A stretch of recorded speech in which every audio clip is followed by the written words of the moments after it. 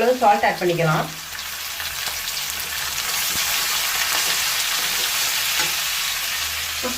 மூணு பெரிய தக்காளி, நல்லா பழுத்த தக்காளி எடுத்திருக்கேன், இதை ஆட் பண்ணிக்கலாம். இதை ஆட் பண்ணி நல்லா வதக்கலாம். நல்லா ஒன்று சேர்ந்து வதங்கட்டும். அது வரைக்கும் வெயிட் பண்ணலாம். ஓரளவு நல்லா வதங்கிருச்சு. இப்போ இதை நல்லா ஆற விட்டு அரைச்சி எடுத்துக்கலாம். 10 மினிட்ஸ் நல்லா ஆறட்டும். இப்போ நல்லா ஆறிடுச்சு. இப்போ ட்ரான்ஸ்ஃபர் பண்ணியாச்சு. இப்போ அரைச்சிட்டு வந்துடலாம். இப்போ நல்லா அரைச்சிட்டு வந்தாச்சு. இப்போ தாளிச்சிடலாம். இப்போ கடாய் நல்லா ஹீட் ஆனதும் ஆயில் ஆட் பண்ணியிருக்கேன்.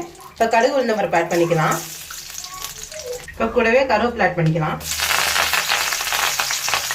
இப்போ அரைச்சி வச்சிருக்க சட்னி ஆட் பண்ணிக்கலாம். இப்போ மிக்ஸி ஜாரில் கழுவி அந்த தண்ணியை ஊற்றிக்கலாம்.